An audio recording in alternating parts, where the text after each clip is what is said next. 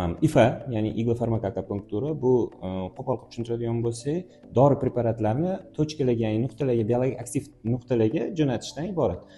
Jo'natilayotganda birlamchi, ya'ni dorini qanaqa dorilar jo'natilishiga qaraladi. Dorilar asosan natro preparatlar jo'natamiz. Yaxshi eruvchan, teri osti va mushaklarda yaxshi so'riluvchi preparatlar jo'natiladi. Tochkalar, biologik aktiv nuqtalar bor, har xil kasalliklarda har xil nuqtalarga jo'natiladi.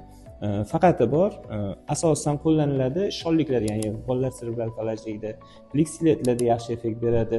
Monoplegiyalarda, ya'ni ukoldan keyin qoladigan asoratlarda, paraplegiyalarda, faqat oyoq, faqat qo'llardagilarda yaxshi effekt beradi.